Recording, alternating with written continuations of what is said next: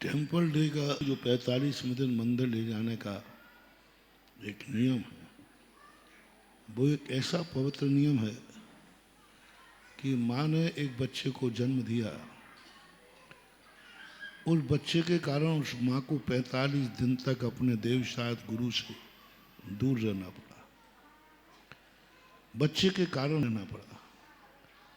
45 दिन तक वो अपने आप में धर्म कार्य नहीं कर पाते, इसलिए वह माँ की पवित्रता का प्रतीक है, माँ के सूतक हटने का प्रतीक है।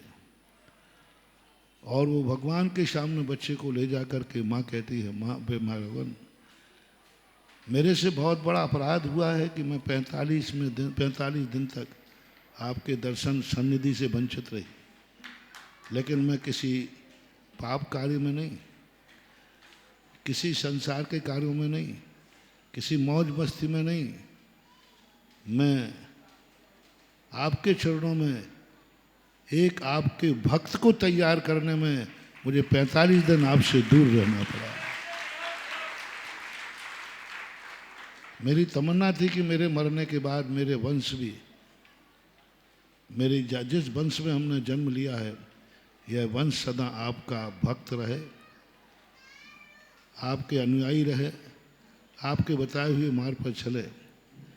इसलिए मैं 45 दिन के बाद ये बच्चा आपके चरणों में लेके आई हूँ कि मैंने जो 45 दिन तक सूतक अशुद्धि प्राप्त की है, इस बालक को तैयार करने में, इस बालक को जन्म देने में, और मेरी अपेक्षा से यह है कि मैं आपके चरणों में इसको लेके आई हूँ कि मेरी भावना है कि आपका भक्त बने, जैन धर्म की ध्वजा को आगे फहराए, और आपकी कृपा इस मेरे बच्चे पर सदा बनी रहे।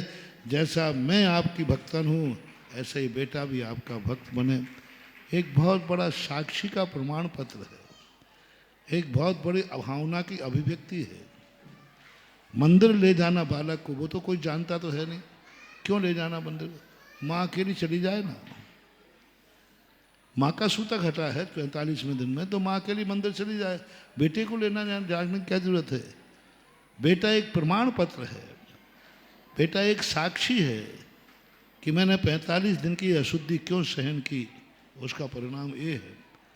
और इसके लिए भगवान को साक्षी दिलाने के लिए कि हे भगवान, हमारे वंश पर सदा आपकी कृपा रही है, या यह पीढ़ी भी मैंने तैयार की है, इस पीढ़ी पर भी आपकी कृपा बनी रहे।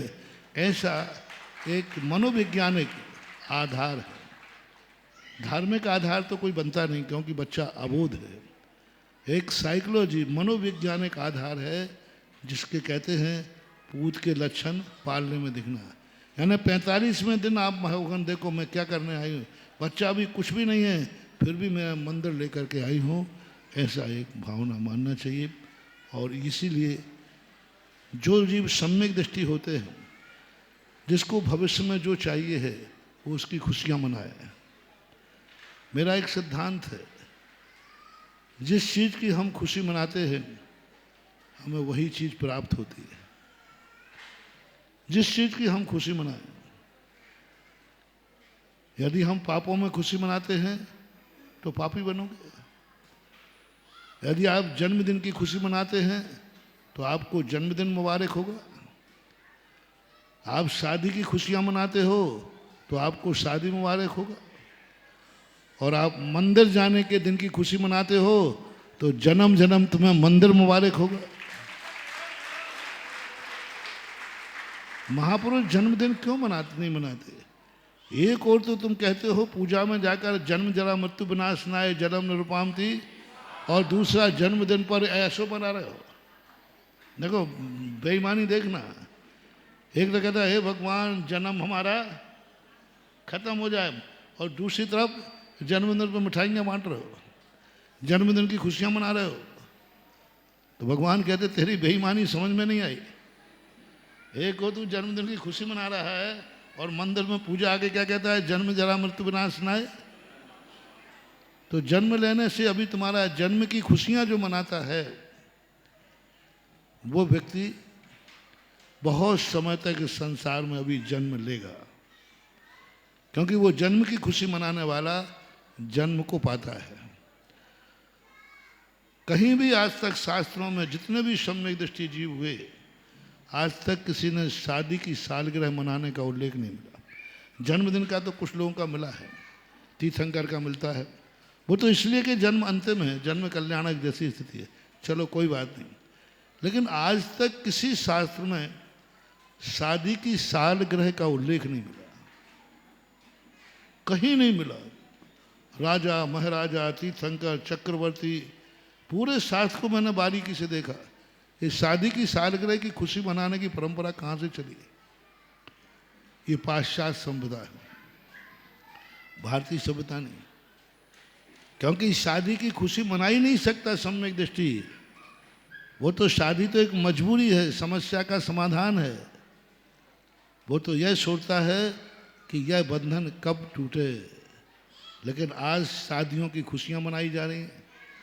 एक बार शादी करने में संतुष्ट नहीं हो, हर साल शादी, और 25वीं और पड़ जाए और 50वीं और पड़ जाए तो बुढ़ा जवान दूल्हा हो जाता है। हाँ, स्वर्ण किसी 50वीं शादी की सालगिरह है तो देखो, फिर वो बच्चे कहते पापा मैंने तुम्हारी शादी नहीं देखी, एक बार दिखाओ ना। तो वो 50 वो 25 साल कितने हो गए? 75-80 साल का बुढ़ा शेरवानी पहनता है, पगड़ी पहनता है, वो बुढ़िया 50-80 साल की, और वे दोनों को बरमाला डालते हैं और खुशियां मनाते होटलों में जाकर। ये सब मिथ्यात्व है, निकांक्षित अंग को नाश करना है। एक संसार की रीति का, एक संसार की परंपराओं का खुशियां मनाने का इजहार हमें कहीं शास्त्रों में देखने में कहीं भी नहीं आया। किसी भी रूप में आपको कहीं मिले तो बता देना। और जो मंदिर की तिथियां थी वो सब भूल गए। जन्म तिथि याद है, मंदिर जाने की तिथि याद नहीं। इसलिए मैंने बांसवाड़ा चतुर्मास में ये बात उठाई थी कि जैसे साधु को अपना दीक्षा दिन याद रखना चाहिए, ऐसे ही श्रावक को अपने मंदिर जाने का दिन याद रखना चाहिए। वो दिन याद रखना चाहिए। वो कौन सा पवित्र दिन था, कौन सा मांगलिक दिन था जिस दिन मैं इस दुनिया में आया और मंदिर के दर्शन हुए। माताओं को भी जन्मदिन याद रहे, बेटे का नहीं रहे, लेकिन बेटे का जिंदगी भर मंदिर जाने का दिन याद रखना चाहिए। और बच्चे को बताना चाहिए आज वो तेरा पवित्र दिन है जिस दिन मैं 45वें दिन तुझे भगवान के दरवाजे ले गई थी। और जिसको टेम्पल दिन याद है, जो टेम्पल दिन मनाता है, उसके लिए गारंटी, 2 गारंटी मैं देता हूँ। जो मंदिर दिवस मनाता है, टेम्पल डे की खुशियाँ मनाता है, गाजे बाजे के साथ मंदिर में पूजन अभिषेक करने जाता है, अष्टद्रव्य लेके जाता है, वो जब तक मोक्ष नहीं मिले ऐसे कुल, ऐसी जाति, ऐसे स्थान पर जन्म लेगा जहाँ सदा उसे जिनेन्द्र देव का दर्शन मिलेगा। कुल भी जैन मिलेगा, जाति भी जैन मिलेगी और जैन मंदिर मिलेगा। और यदि ये भवांतर तक टेम्पल डे मनाता रहा तो एक दिन वो जैन से जिनेन्द्र बन जाएगा, क्योंकि जिसकी खुशी मनाता है वो उसको प्राप्त होगा। इसलिए टेम्पल डे सम्यक दृष्टि को, जैनियों को हमेशा ध्यान रखना है। किसी भी धार्मिक क्रिया की शुरुआत का दिन, किस दिन तुमने आहार दिया था वो दिन याद रखो। जिंदगी में पहले दिन किस दिन आहार दिया था वो दिन आपको याद होना चाहिए। जिंदगी में पहले दिन आपने किस दिन कोई दान दिया था, पहले दिन तुमने,